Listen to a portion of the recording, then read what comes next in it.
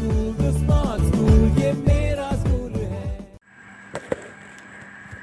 alaikum students, I hope you are fine. Here is next chapter, chapter number 3, reaction of metals. Students, इस chapter में हम metals के properties को read करेंगे, metals के reaction को रीड करेंगे। मेटल्स क्या होते हैं? What are metals? कभी आपने देखे मेटल्स क्या होते हैं? कभी आपने अपने घर में, अपने स्कूल में मेटल्स को देखा हो? Metals are part of our everyday lifes. हमारी रोज़मर्रा ज़िंदगी में इस्तेमाल होने वाली एक चीज़ है। ठीक है। जैसा कि अगर आपको यहाँ पे बैंगल्स नज़र आ रही हैं, ये ज्वेलरी, ये किसकी बनी हुई है? गोल्ड की बनी हुई है। ठीक है। अगर ये इलेक्ट्रिसिटी की वायर नज़र आ रही हैं तो ये कॉपर की बनी हुई है। ठीक है। Next, car body panels are made of steel and next, aluminium can be drawn out into thin wire without breaking. मतलब ये आपको डायग्राम में जितनी भी चीज़ें नज़र आ रही हैं वो सब की सब मेटल से मिलकर बनी हुई हैं। ये सब क्या है? मेटल्स हैं। गोल्ड मेटल है, कॉपर मेटल है, स्टील मेटल है, एल्यूमिनियम मेटल है। There are some non-metal that can do one or two of the above things. कुछ नॉन मेटल्स होती हैं। ठीक है। Many crystals, for example, are shining and reflect light. बहुत से क्रिस्टल जैसा कि शाइनी होते हैं, मतलब उनकी सरफेस चमकदार होती है और लाइट को रिफ्लेक्ट करती हैं, मतलब लाइट टकरा के वापस चले जाती है, रिफ्लेक्शन का अमल होता है। But they do not conduct electricity, लेकिन उनमें से इलेक्ट्रिसिटी पास आउट नहीं हो सकती। Graphite is a type of carbon which conduct electricity well. Graphite carbon की टाइप है, ठीक है, जो कि इलेक्ट्रिसिटी को कंडक्ट करता है। But it is brittle and breaks easily, लेकिन ये ब्रिटल होती है, हार्ड होती है और इजीली ब्रेक हो जाती है। Right. Many plastics can be drawn out into thread and can change shape without breaking.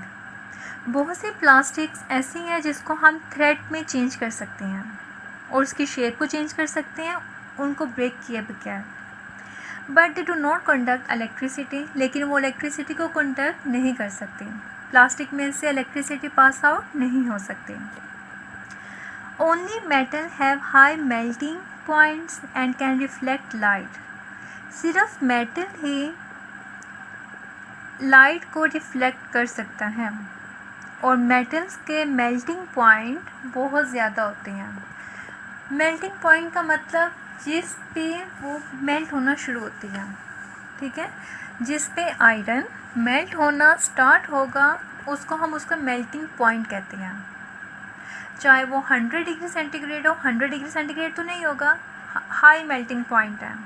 High melting point का मतलब 4000 हो सकता है, 6000 हो सकता है। Right. Conduct electricity. Metals, first of all metals के मेल्टिंग पॉइंट हाई होते हैं। सेकेंड पॉइंट लाइट को रिफ्लेक्ट करती हैं। थर्ड पॉइंट इलेक्ट्रिसिटी को कंडक्ट करती हैं। And fourth point have their shape changed, उनकी शेप को हम चेंज कर सकते हैं। And be drawn out into wires without breaking, और उनको ब्रेक किए बगैर हम वायर्स में चेंज कर सकते हैं। Right. Since the bronze age about 4000 years ago, people have been extracting metal from the earth.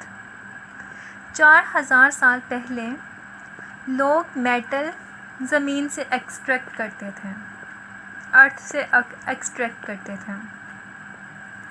They have melted these metals so make tools and weapons. उस मेटल को मेल्ट किया जाता था, ठीक है, ताकि टूल्स और वेपन्स बनाए जा सकें।